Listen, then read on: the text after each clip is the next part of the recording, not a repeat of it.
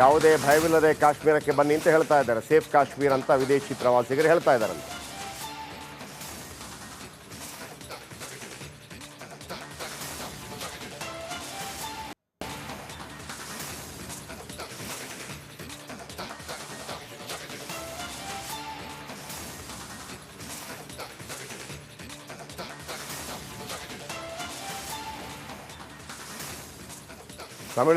ತಮಿಳುನಾಡಿನಿಂದ ಕಾಶ್ಮೀರಕ್ಕೆ ಬಂದ ಪ್ರವಾಸಿಗರು, ಕಾಶ್ಮೀರದಿಂದಲೇ ರಿಪಬ್ಲಿಕ್ ಕನ್ನಡ ಗ್ರೌಂಡ್ ರಿಪೋರ್ಟ್.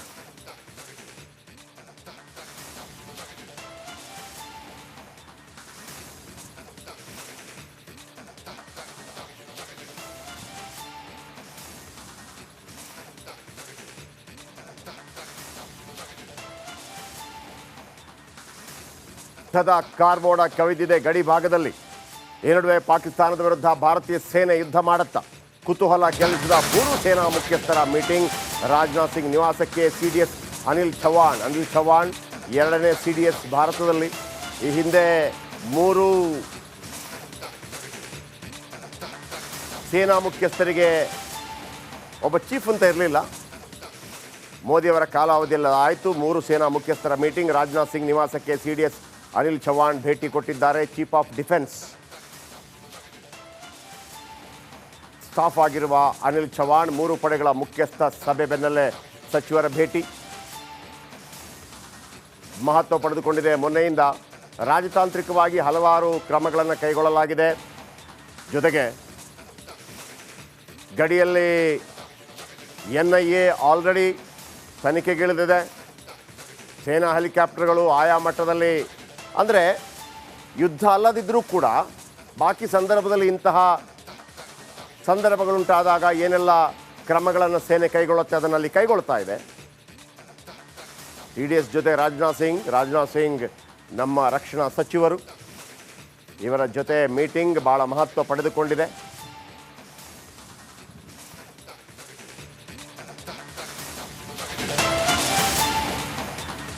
ದೆಹಲಿಯೊಂದರಲ್ಲಿ ಅತಿ ಹೆಚ್ಚು ಪಾಕಿಸ್ತಾನಿಗಳು ಪತ್ತೆಯಾಗಿದ್ದಾರೆ. ಮತ್ತೊಂದು ಕಡೆ 5,000ಕ್ಕೂ ಹೆಚ್ಚು ಪಾಕ್ ಪ್ರಜೆಗಳನ್ನು ಗುರುತಿಸಿದ ಕೇಂದ್ರ. ಪಾಕಿಸ್ತಾನಕ್ಕೆ ಮರಳುವುದಕ್ಕೆ ಇವತ್ತೇ ಲಾಸ್ಟ್ ಡೇಟ್.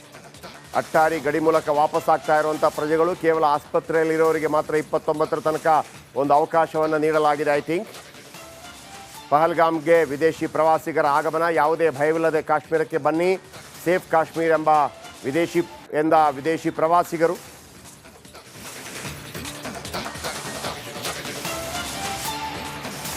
ಅಟ್ಟಾರಿ ಗಡಿ ಮೂಲಕ ವಾಪಸ್ ಆಗ್ತಾ ಇರುವಂಥ ಪ್ರಜೆಗಳು. ದೆಹಲಿಯೊಂದರಲ್ಲಿ ಅತಿ ಹೆಚ್ಚು ಪಾಕಿಸ್ತಾನಿಗಳು ಪತ್ತೆಯಾಗಿದ್ದಾರೆ. 5,000ಕ್ಕೂ ಹೆಚ್ಚು ಪಾಕಿಸ್ತಾನಿಗಳು ಅಟ್ಟಾರಿ ಗಡಿ ಮೂಲಕ. ಮತ್ತೊಂದು ಕಡೆ CDS ಮೀಟಿಂಗ್.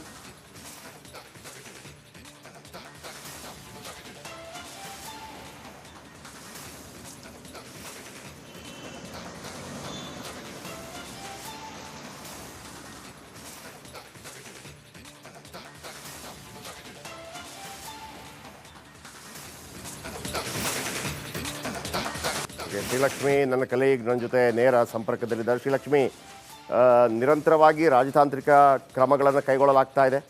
ಅದು ಕೈಗೊಳ್ಳಬೇಕಾಗುವಂಥದ್ದು ಕೂಡ ಯುದ್ಧದ ಸನ್ನಿವೇಶ ನಿರ್ಮಾಣವಾಗಿದೆ. ಯುದ್ಧದ ಸನ್ನಿವೇಶ ಅಂದರೆ ಪೂರ್ಣ ಪ್ರಮಾಣದ ಯುದ್ಧ ಆಗೋದಕ್ಕಿಂತ ಮೊದಲು ಕೂಡ ಆ ಗಡಿ ಪ್ರದೇಶದಲ್ಲಿ ಆಯಾಯ ನೆಲೆಗಟ್ಟಲ್ಲಿ ಕೆಲವು ಕ್ರಮಗಳನ್ನು ಆರ್ಮಿ ತೆಗೆದುಕೊಳ್ಳುತ್ತೆ. ಯಾಕಂದರೆ ಒಂದು ಬಾಂಬ್ ಸಿಡಿಸಿದಾಗ ಅಥವಾ ಅಪ್ರೋಚೋಚಿತ ದಾಳಿ ಆದಾಗ ಬಾಕಿ ಸಂದರ್ಭದಲ್ಲಿ ಯಾವ ರೀತಿ ತೆಗೆದುಕೊಳ್ಳುತ್ತೆ. ಆದರೆ 26 ಜನ ಮೃತಪಟ್ಟ ನಂತರ ಭಾಳ ಸೀರಿಯಸ್ ಆಗಿ ತೆಗೆದುಕೊಳ್ತಾ ಇದೆ.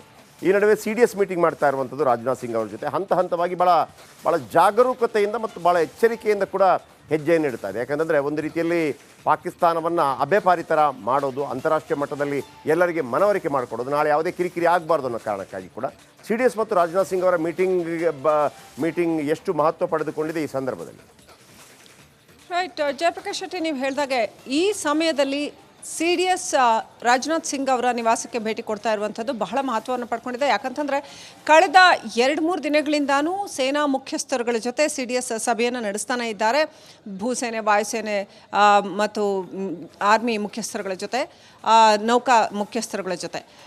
ಈಗ ಯಾವೆಲ್ಲ ಸ್ಟ್ರಾಟಜಿ ಇದೆ, ಡೆಫಿನೆಟ್ಲಿ ಸೇನೆ ಅಂತಂದರೆ plan A, plan B, plan C ಎಲ್ಲವೂ ರೆಡಿ ಇರುತ್ತೆ. ಯಾಕಂತಂದರೆ ಭಾರತೀಯ ಸೇನೆ ಸದಾ ಸರ್ವಸನ್ನದ್ಧ. ಆದರೆ ಈ ಸಂದರ್ಭದಲ್ಲಿ ಗಡಿಗಳಲ್ಲಿ ಮತ್ತು ಮಲ್ಟಿಫೋಲ್ಡ್ ಅಟ್ಯಾಕ್ ಅಥವಾ ಮಲ್ಟಿಫೋಲ್ಡ್ ಡಿಫೆನ್ಸ್ಗೆ ಯಾವ ರೀತಿಯ ಒಂದು ಸಿದ್ಧತೆ ಬೇಕು, ಪ್ರಿಪೇರ್ಡ್ನೆಸ್ ಯಾವ ರೀತಿ ಬೇಕು ಅಂತ ಎಷ್ಟರ ಮಟ್ಟಿಗೆ ನಮ್ಮ ಎಲ್ಲವೂ ಕೂಡ ಸಕಲವೂ ಕೂಡ ಸಿದ್ಧವಾಗಿದೆ ಅಥವಾ ಇಲ್ಲ ಅನ್ನುವಂಥದ್ದನ್ನು ಅಪ್ಡೇಟ್ ಮಾಡುವಂಥ ಒಂದು ಕೆಲಸವನ್ನು ಮಾಡ್ತಾರೆ. ಸೊ ಈಗ ಏನಾದರೂ ಮೇಜರ್ ಡಿಸಿಷನ್ ತಗೋತಾರಾ, ಮೇಜರ್ ಡಿಸಿಷನ್ ಅನೌನ್ಸ್ ಮಾಡ್ತಾರಾ ಗೊತ್ತಿಲ್ಲ, ನಮಗಿನ್ನೂ ಗೊತ್ತಾಗಬೇಕಾಗಿದೆ. 5 ಗಂಟೆಗೆ ರಾಜನಾಥ್ ಸಿಂಗ್ ಅವ್ರ ಜೊತೆ ಅನಿಲ್ ಚೌಹಾಣ್ ಅವರು ಮೀಟ್ ಆದ ನಂತರ ಗೊತ್ತಾಗುತ್ತೆ ಏನು ಅಂತ, ಏನಾದರೂ ಅನೌನ್ಸ್ಮೆಂಟ್ಸ್ ಇದ್ದರೆ. ಬಟ್ ಬೆಳಗ್ಗೆ ನೀವು ಗಮನಿಸ್ಬೋದು ಜಯಪ್ರಕಾಶ್ ಶೆಟ್ಟಿ, ಬ್ರಹ್ಮೋಸ್ ಪರೀಕ್ಷಾರ್ಥವಾಗಿ ಅದರ ಪರೀಕ್ಷೆಯನ್ನು ನಡೆಸಲಾಯಿತು, ಎಷ್ಟರ ಮಟ್ಟಿಗೆ ಅದು ಪ್ರಿಪೇರ್ ಆಗಿದೆ ಅಂತ ಅದನ್ನು ಚೆಕ್ ಮಾಡಲಾಯಿತು. ರಫೇಲ್ಗಳನ್ನ ಸಿದ್ಧಪಡಿಸಿ ಇಟ್ಕೊಳ್ಳಲಾಗಿದೆ. ನೌಕಾ ಅಲ್ಲಿ ಏನು ಭದ್ರತೆ ಬೇಕೋ, ಏನು ರೆಡಿನೆಸ್ ಬೇಕೋ ಅದನ್ನು ರೆಡಿ ಇಟ್ಕೊಳ್ಳಲಾಗಿದೆ. ಸೊ ವಾಯುಸೇನೆ, ನೌಕಾಸೇನೆ, ಭೂಸೇನೆ 3 ಆಯಾಮಗಳಲ್ಲೂ ಕೂಡ ಏನು ಸಿದ್ಧತೆ ಬೇಕೋ ಅದನ್ನು, ಏನು ರೆಡಿನೆಸ್ ಬೇಕೋ ಅದನ್ನು up to the mark ready ಇಟ್ಕೊಂಡಿದ್ದಾರೆ ಅಂತ. ಈಗ ನದಿ ನೀರನ್ನ ನಿಲ್ಲಿಸಿರೋದ್ರಿಂದ ಮತ್ತು ಜೇಲಂ ನದಿ ನೀರನ್ನ ಬಿಟ್ಟು ಪ್ರವಾಹ ಪರಿಸ್ಥಿತಿ ಉಂಟಾಗಿರೋದ್ರಿಂದ ಭಾರತ ಒಂದು ಮೇಜರ್ ಮೂವ್ ತಗೊಂಡಾಗಿದೆ, ಒಂದು ಸ್ಟೆಪ್ ಅಹೆಡ್ ಕಾಲಿಟ್ಟಾಗಿದೆ.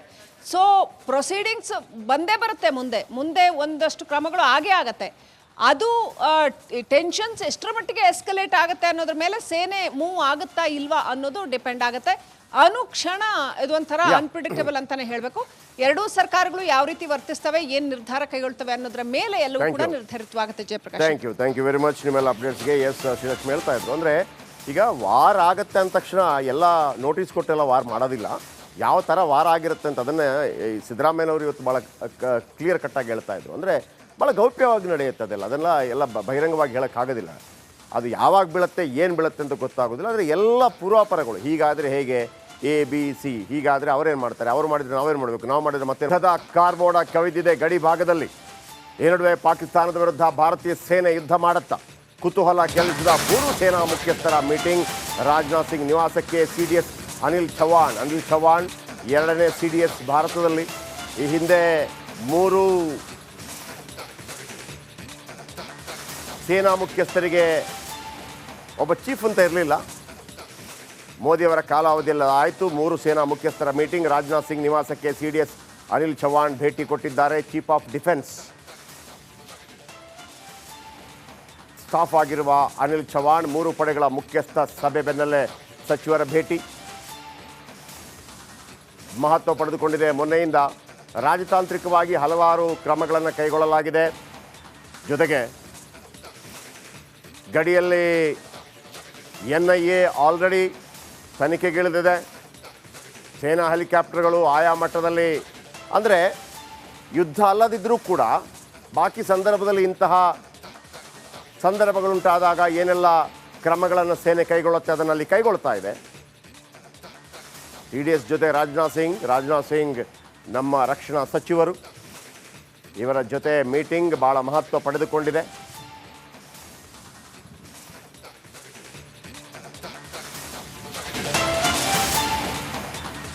ದೆಹಲಿಯೊಂದರಲ್ಲಿ ಅತಿ ಹೆಚ್ಚು ಪಾಕಿಸ್ತಾನಿಗಳು ಪತ್ತೆಯಾಗಿದ್ದಾರೆ. ಮತ್ತೊಂದು ಕಡೆ 5,000ಕ್ಕೂ ಹೆಚ್ಚು ಪಾಕ್ ಪ್ರಜೆಗಳನ್ನು ಗುರುತಿಸಿದ ಕೇಂದ್ರ. ಪಾಕಿಸ್ತಾನಕ್ಕೆ ಮರಳುವುದಕ್ಕೆ ಇವತ್ತೇ ಲಾಸ್ಟ್ ಡೇಟ್. ಅಟ್ಟಾರಿ ಗಡಿ ಮೂಲಕ ವಾಪಸ್ ಆಗ್ತಾ ಇರುವಂಥ ಪ್ರಜೆಗಳು ಕೇವಲ ಆಸ್ಪತ್ರೆಯಲ್ಲಿರೋರಿಗೆ ಮಾತ್ರ 29ರ ತನಕ ಒಂದು ಅವಕಾಶವನ್ನು ನೀಡಲಾಗಿದೆ. ಐ ಥಿಂಕ್ ಪಹಲ್ಗಾಮ್ಗೆ ವಿದೇಶಿ ಪ್ರವಾಸಿಗರ ಆಗಮನ. ಯಾವುದೇ ಭಯವಿಲ್ಲದೆ ಕಾಶ್ಮೀರಕ್ಕೆ ಬನ್ನಿ, ಸೇಫ್ ಕಾಶ್ಮೀರ್ ಎಂಬ ವಿದೇಶಿ ಪ್ರವಾಸಿಗರು.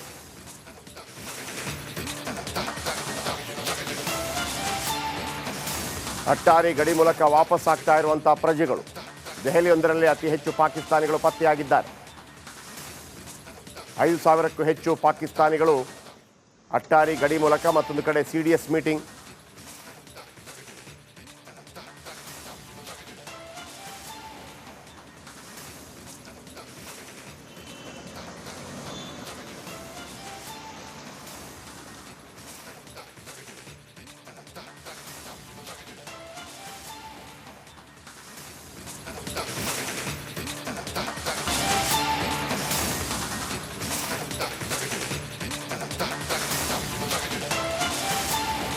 ಯಾವುದೇ ಭಯವಿಲ್ಲದೆ ಕಾಶ್ಮೀರಕ್ಕೆ ಬನ್ನಿ ಅಂತ ಹೇಳ್ತಾ ಇದ್ದಾರೆ. ಸೇಫ್ ಕಾಶ್ಮೀರ್ ಅಂತ ವಿದೇಶಿ ಪ್ರವಾಸಿಗರು ಹೇಳ್ತಾ ಇದ್ದಾರಂತೆ.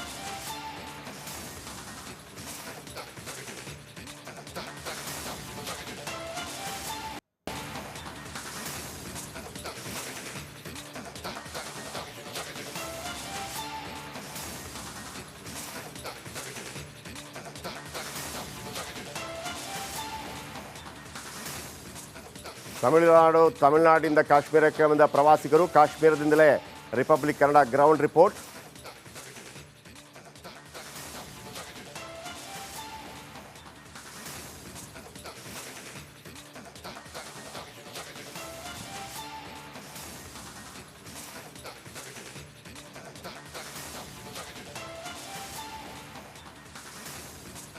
ಶ್ರೀಲಕ್ಷ್ಮಿ ನನ್ನ ಕಲೀಗ್ ನನ್ನ ಜೊತೆ ನೇರ ಸಂಪರ್ಕದಲ್ಲಿದ್ದಾರೆ. ಶ್ರೀಲಕ್ಷ್ಮಿ, ನಿರಂತರವಾಗಿ ರಾಜತಾಂತ್ರಿಕ ಕ್ರಮಗಳನ್ನು ಕೈಗೊಳ್ಳಲಾಗ್ತಾ ಇದೆ. ಅದು ಕೈಗೊಳ್ಳಬೇಕಾಗುವಂಥದ್ದು ಕೂಡ ಯುದ್ಧದ ಸನ್ನಿವೇಶ ನಿರ್ಮಾಣವಾಗಿದೆ. ಯುದ್ಧದ ಸನ್ನಿವೇಶ ಅಂದರೆ ಪೂರ್ಣ ಪ್ರಮಾಣದ ಯುದ್ಧ ಆಗೋದಕ್ಕಿಂತ ಮೊದಲು ಕೂಡ ಆ ಗಡಿ ಪ್ರದೇಶದಲ್ಲಿ ಆಯಾಯ ನೆಲೆಗಟ್ಟಲ್ಲಿ ಕೆಲವು ಕ್ರಮಗಳನ್ನು ಆರ್ಮಿ ತೆಗೆದುಕೊಳ್ಳುತ್ತೆ. ಯಾಕಂದರೆ ಒಂದು ಬಾಂಬ್ ಸಿಡಿಸಿದಾಗ ಅಥವಾ ಅಪ್ರೋಚೋಚಿತ ದಾಳಿ ಆದಾಗ ಬಾಕಿ ಸಂದರ್ಭದಲ್ಲಿ ಯಾವ ರೀತಿ ತೆಗೆದುಕೊಳ್ಳುತ್ತೆ. ಆದರೆ 26 ಜನ ಮೃತಪಟ್ಟ ನಂತರ ಭಾಳ ಸೀರಿಯಸ್ ಆಗಿ ತೆಗೆದುಕೊಳ್ತಾ ಇದೆ. ಈ ನಡುವೆ CDS ಮೀಟಿಂಗ್ ಮಾಡ್ತಾ ಇರುವಂಥದ್ದು ರಾಜನಾಥ್ ಸಿಂಗ್ ಅವ್ರ ಜೊತೆ ಹಂತ ಹಂತವಾಗಿ ಭಾಳ ಜಾಗರೂಕತೆಯಿಂದ ಮತ್ತು ಭಾಳ ಎಚ್ಚರಿಕೆಯಿಂದ ಕೂಡ ಹೆಜ್ಜೆಯನ್ನು ಇಡ್ತಾ ಇದೆ. ಯಾಕಂದರೆ ಒಂದು ರೀತಿಯಲ್ಲಿ ಪಾಕಿಸ್ತಾನವನ್ನು ಅಭೆಪಾರಿ ಥರ ಮಾಡೋದು, ಅಂತಾರಾಷ್ಟ್ರೀಯ ಮಟ್ಟದಲ್ಲಿ ಎಲ್ಲರಿಗೆ ಮನವರಿಕೆ ಮಾಡಿಕೊಡೋದು, ನಾಳೆ ಯಾವುದೇ ಕಿರಿಕಿರಿ ಆಗಬಾರ್ದು ಅನ್ನೋ ಕಾರಣಕ್ಕಾಗಿ ಕೂಡ CDS ಮತ್ತು ರಾಜನಾಥ್ ಸಿಂಗ್ ಅವರ ಮೀಟಿಂಗ್ ಎಷ್ಟು ಮಹತ್ವ ಪಡೆದುಕೊಂಡಿದೆ ಈ ಸಂದರ್ಭದಲ್ಲಿ? ರೈಟ್, ಜಯಪ್ರಕಾಶ್ ಶೆಟ್ಟಿ, ನೀವು ಹೇಳಿದಾಗೆ ಈ ಸಮಯದಲ್ಲಿ CDS ರಾಜನಾಥ್ ಸಿಂಗ್ ಅವರ ನಿವಾಸಕ್ಕೆ ಭೇಟಿ ಕೊಡ್ತಾ ಇರುವಂಥದ್ದು ಬಹಳ ಮಹತ್ವವನ್ನು ಪಡ್ಕೊಂಡಿದೆ. ಯಾಕಂತಂದರೆ ಕಳೆದ 2-3 ದಿನಗಳಿಂದಾನೂ ಸೇನಾ ಮುಖ್ಯಸ್ಥರುಗಳ ಜೊತೆ CDS ಸಭೆಯನ್ನು ನಡೆಸ್ತಾನೆ ಇದ್ದಾರೆ. ಭೂಸೇನೆ, ವಾಯುಸೇನೆ ಮತ್ತು ಆರ್ಮಿ ಮುಖ್ಯಸ್ಥರುಗಳ ಜೊತೆ, ನೌಕಾ ಮುಖ್ಯಸ್ಥರುಗಳ ಜೊತೆ. ಈಗ ಯಾವೆಲ್ಲ ಸ್ಟ್ರಾಟಜಿ ಇದೆ ಡೆಫಿನೆಟ್ಲಿ